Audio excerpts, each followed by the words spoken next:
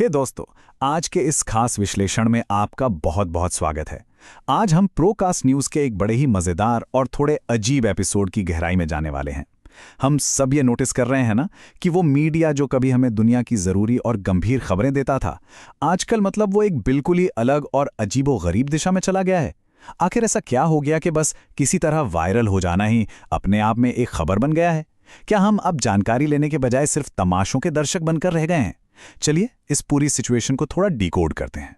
अब इस पूरे बड़े बदलाव को प्रोकास्ट न्यूज के होस्ट कबीर ने एक ही लाइन में बिल्कुल परफेक्ट तरीके से पकड़ा है। उन्होंने कहा था ये इंटरनेट नहीं, एक नया पागल खाना है। और सीरियसली अगर आप सोचें तो ये कोई मजाक नहीं है, बल्कि आज के सोशल मीडिया की एकदम कड़वी सच्चाई है।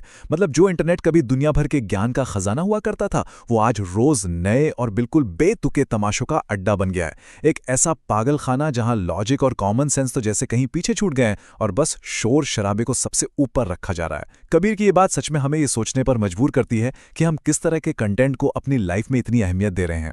तो चलिए वायरल खबरों की दुनिया, इस अजीब सी दुनिया को एक केस स्टडी की तरह समझते हैं।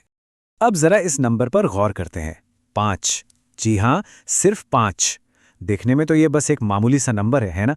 लेकिन इंटरनेट के इस नए पागलपन में इसी एक अकेले नंबर ने रातों रात इंटरनेट पर तहलका मचा दिया। अब आप पक्का सोच रहे होंगे कि भाई, एक सिंगल डिजिट किसी के लिए ब्रेकिंग न्यूज़ कैसे बन सकता है? और यही तो आज की दुनिया का सबसे बड़ा कैच है। एक ज़माना था जब फेमस होने के लिए सालों घिसना पड़ता था, लेकिन आज की इस डिजिटल दुनिया में बस एक सही नंबर और एक बिल्कुल बेतुका सा आइडिया आपको रातों रात स्टार बना सकता है। और यहीं से जुड़ती है हमारी पहली कहानी, प्याज और अमीरी का दिखावा। चलिए देखते हैं कि इस नंबर 5 का क्या चक्कर है। अब जरा इमेजिन कीजिए, एक बंदा जिसके हाथ में कोई महंगा डिजाइनर बैग या लेटेस्ट आईफोन नहीं है, बल्कि पूरे 5 किलो प्याज की बोरी है। वो इसे लेकर पूरे कॉन्फिडेंस के साथ एक आलीशान शॉपिंग मॉल में घुस जाता है और जोर से चिल्लाता है, मैं अमीर हूं अब हैरानी की बात यह नहीं है कि उसने ये अजीब हरकत की। हैरानी की बात तो ये थी कि मॉल में मौजूद लोग उसके साथ लिटरली ऐसे सेल्फी लेने लगे जैसे वो कोई बहुत बड़ा हॉलीवुड सुपरस्टार हो। कबीर ने इस पर बड़ा ही सॉलिड तंज कसा कि भाई, आजकल प्याज के दाम भी तो सोने से कम नहीं है, तो टेक्निकली देखा जाए तो वो इंसान अमीर ही हुआ है ना। लेकिन इसके पीछे का असल सच ये है कि लोग अब किसी भी अजीब हरकत को सेलिब्रिटी वाला अटेंशन देने के लिए पूरी तरह तैयार हैं। बस वो चीज़ एंटरटेनिंग होनी चाहिए। चलिए इस अजीबोगरीब सिलसिले में थोड़ा और आगे बढ़ते हैं और एक और आंकड़े पर नजर डालते हैं। 30 लाख, पूरे 3 मिलियन व्यूज। ये कोई छोटा मोटा नंबर नहीं है दोस्तों। ये उन लोगों की गिनती है जिन्होंने इंटरनेट की एक और सबसे बेतुकी घटना को अपना कीमती समय दिया।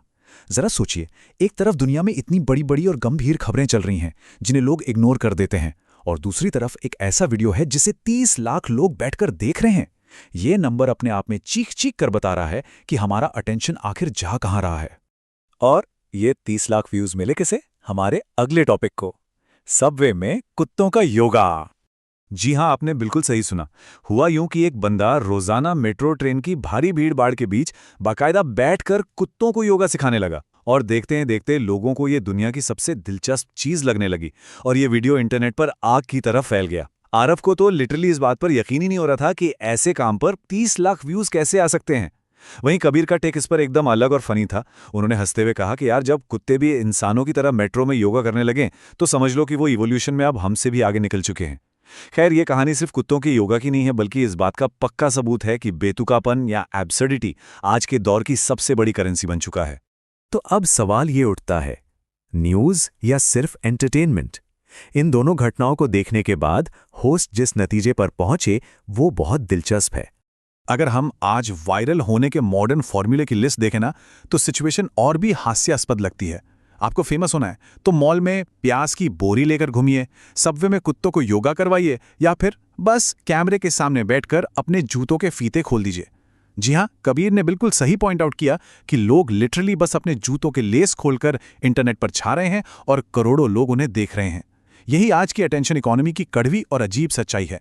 यहाँ कंटेंट की क्वालिटी मैटर नहीं करती, बल्कि उसका अजीब होना ही उसकी सक्सेस की चाबी है। और यहीं पर सबसे अहम बात आती है। कबीर ने बहुत ही सटीक तुलना की है। उन्होंने कहा, एक जमाना था जब न्यूज़ देखकर हमारा दिमाग चलता था, मतलब लोग सोचते थे, दुनिया के मुद्दों पर बहस करते थे। लेकिन आज अब न्यूज़ देखकर सिर्फ हंसी आती है।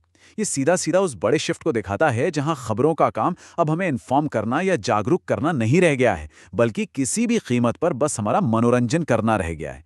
हमने ज्ञान और इन्फॉर्मेशन हासिल करने के पूरे मीडियम को ही एक कॉमेडी शो में तब्दील कर दिया है। तो आखिर में ये पूरा विश्लेषण हमें उसी एक बड़े सवाल पर लाकर खड़ा कर देता है जो आरव के मन में भी गूंज रहा था। क्या हम ही गलत प्लेटफॉर्म पे हैं? जब दुनिया जूतों के फीते खोलने और मॉल में प्याज घुमाने पर लाखों करोड़ों व्यूज बरसा रही है, तो इस डिजिटल पागल खाने में हमारी और आपकी जगह कहाँ है? क्या हम भी बस तमाशा देखने वाले दर्शक बन के रह गए हैं, या जाने अनजाने में इस वायरल दुनिया का हिस्सा बन चुके हैं? ये हम सबके लिए सोचने वाली बात है। और इसी विचार के साथ आज का ये विश्लेषण हम यहीं खत्म करते हैं।